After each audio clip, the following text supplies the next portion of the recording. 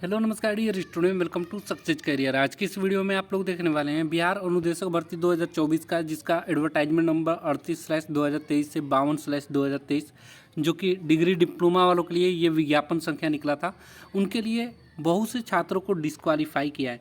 तो उसमें आप लोग को सपोर्टिंग डॉक्यूमेंट क्या क्या लगाना चाहिए और कौन कौन सी डिस्क्वालीफाई के रीजन है, वो सारे हम डिस्कस करने वाले हैं। ठीक है, तो वीडियो को अंत तक बने रहिएगा। और जो भी कैंडिडेट यहाँ पे डिस्क्वालीफाई है वो गौर से वीडियो को देखेंगे। साथ में यदि आप टेलीग्राम और व्हाट्सएप ग्रुप को ज्वाइन नहीं किया है तो ज़रूर ज्वाइन कर लीजिएगा। हम सभी सोशल मीडिया के लिंक हम आपको डिस्क्रिप्शन बॉक्स में दे देंगे। साथ ही सभी प्रकार की टेक्निकल एग्जाम की तैयारी के लिए सक्सेस कैरियर मोबाइल को ऐप को जरूर डाउनलोड करिएगा। लिंक हम आपको डिस्क्रिप्शन बॉक्स में दे देंगे। और आपके लिए अभी अगर आपने राजस्थान जूनियर इंस्ट्रक्टर का फॉर्म भरे होंगे तो आपको तैयारी करने का अच्छा मौका है। जहाँ से भी अगर आप डिस्क्वालीफाई हुए हैं, उम्मीद है हो जाए तो अच्छा, न हो तो अब भी आपके पास ऑप्शन है राजस्थान जूनियर इंस्ट्रक्टर की तैयारी करने के लिए, तो आप लोग कर सकते हैं। और आपको बिहार बीटीएससी में सबसे पहली बात तो ये डॉक्यूमेंट वेरिफिकेशन स्क्रूटनी जो करवा रहा है ऑनलाइन, इसे ये चीज़ें नहीं करवानी चाहिए थी। बच्चों को बहुत ज़्यादा दिक्कत हो रही है। ऐसे ऐसे केस आ रहे हैं डिस्क्वालीफाई के, जिसे बच्चे सोच समझ नहीं पा रहे हैं कि कैसे सही होगा। तो आप लोग वीडियो को अंत तक बने रहेगा, सारी चीज़ें इस वीडियो में हम डिस्कस करेंगे। सबसे पहले देखिए कि आप लोगों को रिजल्ट कैसे डाउनलोड करना है, कैसे चेक करना है। ठीक है, आप क्वालिफाई हैं, डिस्क्वालीफाई हैं, सभी हम पॉइंट पे डिस्कस करेंगे। सबसे पहले देखिए बीटीएससी यानी कि बिहार टेक्निकल सर्विस कमीशन के ऑफिशियल वेबसाइट पे चले जाना है। अब आपको यहाँ पे लेटेस्ट अपडेट दिखाई देगा, यहाँ पे आ जाना है। लेटेस्ट अपडेट में यहाँ पे 6/8/2024 को अलग अलग ग्रुप की एडवर्टाइजमेंट की अलग अलग यहाँ पे डॉक्यूमेंट अपलोड हुआ है, नोटिफिकेशन। अब आपको ऑब्जेक्शन करना है ना, यानी कि आपको अपना ऑब्जेक्शन के लिए यहाँ पे ऑब्जेक्शन पोर्टल दिखाई दे रहा होगा, इस पर आपको क्लिक करना है। जैसे ही क्लिक करेंगे ये पूरी पोर्टल आपके सामने ओपन हो जाएगी। अब जिस भी एडवर्टाइजमेंट नंबर में आपने फॉर्म भरा हुआ था, जिसका एग्ज़ाम दिए हुए हैं, उसके आगे आपको रेज ऑब्जेक्शन की लिंक दिखाई देगा। जैसे यहाँ पे बहुत सारे एडवर्टाइजमेंट नंबर है और रेज ऑब्जेक्शन, उसके बाद आपको क्या करना है, यहाँ पे रेज ऑब्जेक्शन पे क्लिक करने के बाद आपको यहाँ पे अपना एप्लीकेशन नंबर डालना है। फिर यहाँ पे डेट ऑफ बर्थ जैसे मान लीजिए कि आपका 1 जनवरी 2001 आपका डेट ऑफ बर्थ है, तो इसे कैसे डालेंगे, तो 01-0-1-2001 इस फॉर्मेट में डालिएगा डेट ऑफ बर्थ। उसके बाद आपका अपना रजिस्टर्ड मोबाइल नंबर डालकर ओटीपी पे क्लिक करिएगा। ओटीपी आने के बाद आपको लॉगिन कर लेना है। आपको टोटल 3 अटैम्प्ट मिलेंगे, तो एक बार में लॉगिन करिएगा तो आपको एक बार में ही अपना स्क्रीनशॉट लेकर रख लेना है। अब क्या क्या केस है वो भी हम दिखाएंगे। यहाँ पे लॉगिन करेंगे, ओटीपी आएगा तो फिर कैसे दिखाई देगा। तो पहले देखिए, जिन कैंडिडेट का स्क्रूटनी नहीं हो रहा है, यानी कि उनका मेरिट नहीं बन पाया है, तो उनका ऐसे दिखाई देगा। आपके ऑनलाइन आवेदन की स्क्रूटनी विज्ञापन के कंडिका 3 सेकेंड के अनुसार तैयार मेधा सूची में नीचे होने के कारण नहीं किया गया है। ऑनलाइन आवेदन में किए गए आवेदन के अनुसार आपकी विवरण निम्नवत है। यहाँ पे आपका father name, date of birth वगैरह दिखाई देगा। स्क्रूटनी के पश्चात उक्त विवरण में संशोधन संभावित है, यानी कि ये आपको दिखाई देगा। यानी कि आपको कोई भी यहाँ पे आप स्क्रूटनी के लिए एलिजिबल नहीं है और आगे के प्रोसेस के लिए भी एलिजिबल नहीं है। अब दूसरा केस क्या होगा, जब आप क्वालिफाई हो जाएंगे यानी कि स्क्रूटनी के लिए आप एलिजिबल रहेंगे, तो आपके पास ऐसे ऑप्शन आएगा, आपत्ति दर्ज करने हेतु दिशा निर्देश। किसी भी बिंदु से संबंधित यदि आपत्ति है तो नीचे दिए गए बटन को क्लिक करके उपरांत अपना आपत्ति यहाँ दर्ज करें पर क्लिक करें, अपनी आपत्ति दर्ज करें। आपके द्वारा आपत्ति दर्ज करने के पश्चात सपोर्टिंग डॉक्यूमेंट पर क्लिक करके अपनी आपत्ति से संबंधित दस्तावेज को अपलोड करना होगा। यानी कि जो डॉक्यूमेंट है जिसके लिए आप आपत्ति करेंगे, उसके लिए सपोर्टिंग डॉक्यूमेंट्स आपको पीडीएफ फॉर्मेट में अपलोड करना होगा। आपत्ति पूर्ण होने के लिए दोनों कंडिका 1 व 2 को पूर्ण करना अनिवार्य है, ये याद रखिएगा। अब चलिए यहाँ पे देखिए, यहाँ पे पीडीएफ जो फॉर्मेट है वो 1 MB का होना चाहिए और अपलोड करना होगा। उसके बाद आपको टिकट नंबर प्राप्त होने पर आपकी आपत्ति पूर्ण मानी जाएगी, यानी कि आपने आपत्ति कर लिया। अब देखिए यहाँ पे इस वाले बटन पे क्लोज करेंगे। क्लोज करने के बाद आपको कुछ इस प्रकार दिखाई देगा। देखिए, यदि आप क्वालिफाई होंगे ना तो आपको अपना यहाँ एप्लीकेशन नंबर दिखाई देगा, आपका नाम, father name, date of birth, gender और यहाँ किस कैटेगरी में आप अप्लाई किए हैं वो दिखाई देगा। जैसे जनरल में OBC EBC सब दिखाई देगा। Freedom fighter no. फिर इसके बाद यहाँ पे आपको दिखाई देगा आपका मार्क्स। ठीक है, जैसे आपका यहाँ पे मार्क्स जो है ये डिप्लोमा का मार्क्स है और ये आप रिटेन में लाए हैं उसका 50% मार्क है, और जो आपने डिप्लोमा में लाया है उसका 20% मार्क इतना हुआ है। उसके बाद आपने जो CITS किया है उसका मार्क्स जोड़ के आपको टोटल यहाँ पे दिखाई देगा। अगर आपका कुल दिखाई दे रहा है यानी कि सब चीज़ सही है, उसके बाद आपको नीचे आना है। यहाँ कमीशन रिमार्क में ये बहुत इंपॉर्टेंट है और यहीं बहुत सारे कैंडिडेट का दिक्कत है, ठीक है। अगर आपका बिल्कुल ब्लैंक आ रहा है तो आपको बिल्कुल घबराने की ज़रूरत नहीं है, यानी कि आपका रिजल्ट बिल्कुल सही है, आपको कुछ भी आपत्ति नहीं करना है। और जिनका कमीशन रिमार्क में कुछ भी दिया हुआ है तो उनको करना है, तो वो सारे केस हम इस वीडियो में डिस्कस करेंगे। अब देखिए कमीशन रिमार्क वाले में अगर दिया रहता तो चलिए हम कमीशन रिमार्क वाले आपको दिखा देते हैं। यहाँ पे देखिए कमीशन रिमार्क में ऐसा दिखाई देगा आपको, ये कमीशन रिमार्क है। अपलोड किया गया डिप्लोमा इन इलेक्ट्रॉनिक्स इंजीनियरिंग का अंक पत्र अस्पष्ट नहीं है। तो ऐसे केस भी आए हैं कि जिनके अंक पत्र है वो क्या किया जा रहा है कि अस्पष्ट नहीं है, यानी कि आपने जब स्कैन करवाया होगा तो उस समय वो क्लियर नहीं आया, तो उसको क्या करना है, आपको क्लियर अपलोड करना होगा। अब इसके लिए क्लियर अपलोड करने के लिए आपको यहाँ पे यदि हाँ तो आपको यहाँ पे क्लिक करना होगा। क्लिक करने के बाद आपको यहाँ पे लिखना होगा कि सर स्कैन करने वाले के लिए दिक्कत थी, वो अच्छे से स्कैन नहीं कर पाया था, हमने दोबारा अपलोड कर दिया है, और सेव बटन पे क्लिक कर देना है और रेज ऑब्जेक्शन कर देना है, ठीक है। तो पहला केस आ गया आपके सामने कि आपकी जो अंक पत्र है या सर्टिफिकेट है वो क्लियर अपलोडेड नहीं है ना, यानी कि क्लियर अपलोड नहीं किया गया है, स्पष्ट अपलोड करिएगा अगर ऐसा दिक्कत आ रहा है। चलिए दूसरे केस पे डिस्कस करते हैं। दूसरा केस जो आ रहा है ना, सबसे ज़्यादा ये भी आ रहा है कि अभ्यर्थी द्वारा ऑनलाइन आवेदन में डिग्री इन मैकेनिकल इंजीनियरिंग का अंक पत्र अपलोड किया गया है जिसमें अंक DGPA 7.91 अंकित है, जबकि ऑनलाइन आवेदन में अंक प्रतिशत 71.6 का दावा किया गया है। तो इनको अपना प्रूफ दिखाना होगा, जो CGPA है ये अंकित है, इनको सपोर्टिंग डॉक्यूमेंट में यहाँ पे अपलोड करना होगा। ये अपना सपोर्टिंग डॉक्यूमेंट को यहाँ पे अपना ऑब्जेक्शन देके सेव कर देंगे और सपोर्टिंग डॉक्यूमेंट अपलोड कर देंगे।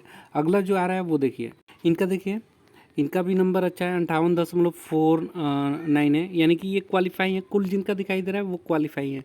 यहाँ पे देखिए डिसक्वालीफाई का भी नहीं आया है, लेकिन यहाँ पे देखिए क्या दिक्कत है, अभ्यर्थी द्वारा अपलोड किए गए नेशनल ट्रेड सर्टिफिकेट में निर्गत तिथि अंकित नहीं है, यानी कि कब ये नेशनल ट्रेड सर्टिफिकेट इनको मिला है वो चीज़ अंकित नहीं है। तो ऐसा आपको अपलोड करना होगा जिसमें निर्गत तिथि हो, और नहीं तो आपको सपोर्टिंग डॉक्यूमेंट्स अपने कॉलेज से बनवा लेना है, वो जो कि निर्गत नहीं है, कब आपका सर्टिफिकेट आया वो प्रोविजनल सर्टिफिकेट बना के देंगे, उसको अपलोड करना होगा। देखिए एक चीज़ और, मैं यहाँ पे जो भी जानकारी दे रहा हूँ ना अपने नाले से दे रहा हूँ, तो आप जब भी आपको अपलोड करना होगा ना, आप अपनी दिमाग और बिना क्वेरी दूसरे से पूछे आप अपलोड मत करिएगा, ठीक है। और मैं जो बता रहा हूँ अपने नाले से बता रहा हूँ, अगर किसी तरह की दिक्कत आती है तो इसकी जिम्मेदारी मेरी नहीं होगी, बस मैं आप लोगों को एक सुझाव सजेशन दे रहा हूँ। आपकी मन्नत तो करिए, नहीं तो कोई बात नहीं, लेकिन आपको अपनी, देखिए आपका अपना रिजल्ट है ना, तो आपको अपनी जिम्मेदारी से ये चीज़ें अपलोड करनी है। मैं यहाँ पे बस आप लोगों को सुझाव सजेशन देने के लिए दे रहा हूँ, इसकी जिम्मेदारी मेरी नहीं होगी। आप बस अच्छा लगेगा तो करिएगा, नहीं अच्छा लगेगा तो इसके लिए भी आपको किसी से हेल्प लेना पड़ेगा, तभी करिएगा। मैं यहाँ बता दिया फटाफट सही चीज़ें हैं कि नहीं है, ये आपको भी डिसाइड करना पड़ेगा, तभी अपलोड करिएगा, अदरवाइज मत करिएगा, ठीक है। चलिए अदर केस पे हम डिस्कस कर लेते हैं, क्योंकि यहाँ पे नौकरी की सवाल है। इन फ्यूचर क्या होगा कि ब्लेम आने लगती है तो सही नहीं है। बस मैं यहाँ पे एजुकेशन पर्पज़ से ये वीडियो बना रहा हूँ। अगर कोई भी चीज़ की गलती होती है, ठीक है, तो इसकी जिम्मेदारी आपकी होगी, ठीक है। तो चलिए अन्य पे हम डिस्कस कर लेते हैं। यहाँ देखिए इनका दिखाई दे रहा है, इनका क्या दिखाई दे रहा है 61.5 है। इनका भी क्या है, अभ्यर्थी द्वारा अपलोड किया गया CITS के प्रमाण पत्र की निर्गत तिथि अंकित नहीं है, तो ये भी एक केस आ रहा है। सभी केस को डिस्कस करेंगे। अगला केस आया जो इनका बिल्कुल क्लियर है, इनको कुछ नहीं करना है। आगे देखते हैं। एक केस आपको देखने को मिलेगा कि your application number or date of birth or mobile no does not match with our record, यानी कि आपने जो रजिस्टर्ड मोबाइल नंबर है, आपका जो एप्लीकेशन नंबर है वही डालकर लॉगिन करिएगा तो ये लॉगिन होगा, ठीक है। अगला देखिए यहाँ 29.77 है, इनका भी कमीशन रिमार्क में नहीं है, यानी कि ये भी सही है। आगे देखते हैं। यहाँ पे देखिए डिसक्वालीफाई विज्ञापन की कंडिका 1 सेकेंड में अंकित शर्तों के अनुसार आपके द्वारा प्रस्तुत संबंधित क्षेत्र में काम करने का ये मतलब दिखाई दे रहा है। मैं आप लोगों को दिखा देता हूँ क्या दिया हुआ है, यहाँ पे पढ़ के बता दे रहा हूँ, क्योंकि कोई स्क्रीनशॉट भेज रहा है तो अधूरा अधूरा भेज रहा है। यानी कि जो कार्य करने का संबंधित क्षेत्र से है उनका बोला जा रहा है ना, जो इंडस्ट्री से किया हुआ है, ठीक है। इंडस्ट्री जैसे बोले तो टाटा मोटर्स हो गया, महिंद्रा हो गया, मारुति सुजुकी हो गई, या अन्य किसी कंपनी से कोई इंडस्ट्रियल एक्सपीरियंस लगाया हुआ है, तो उनको लिखा रहा है कि गवर्नमेंट द्वारा अप्रूव है, साक्ष्य उपलब्ध अपलोड करने के लिए बोल रहा है। तो इसके लिए क्या है, देखिए मैं अपना सुझाव सजेशन दे रहा हूँ, बाकी आपको भी अपनी दिमाग लगाना पड़ेगा कि क्या करना है, ठीक है। क्योंकि हो सकता है मैं भी 100% सही नहीं हूँ, हो सकता है हम गलत हो सकते हैं, हो सकता है आपकी डिसीजन, मैं यहाँ पे बस एक बातें रख रहा हूँ अपना, ठीक है। तो कोई भी डिसीजन लेने से पहले आप खुद देखिएगा अच्छा है कि नहीं है, डिसीजन सही है कि नहीं है, ठीक है। देखिए ऐसे केस में आपका जो है, जो इंडस्ट्रियल डॉक्यूमेंट वाले हैं, ऐसे आया है कि गवर्नमेंट द्वारा आपका संस्था अप्रूव है कि नहीं, इसको साक्ष्य उपलब्ध कराया, ऐसा कुछ आया हुआ है।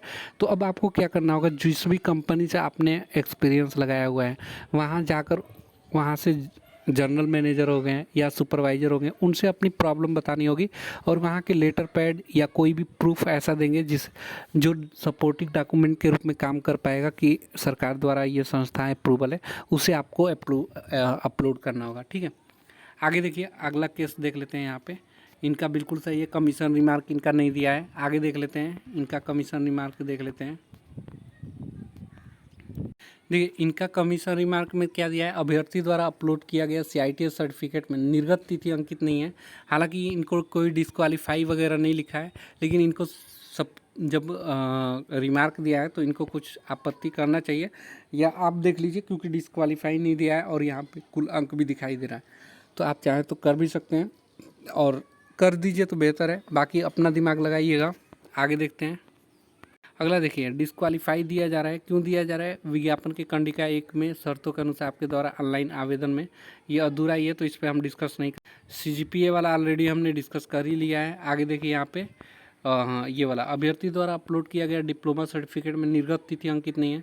तो ये जो कैंडिडेट है ना, ये डिप्लोमा किए हुए हैं और उनके सर्टिफिकेट पे कोई भी तिथि अंकित नहीं है कि कब ये आउट हुआ है। चलिए आगे देखते हैं। एक केस देखिए जो सबसे ज़्यादा लड़कों का आया हुआ है, जो मैकेनिकल इंजीनियरिंग से किया है।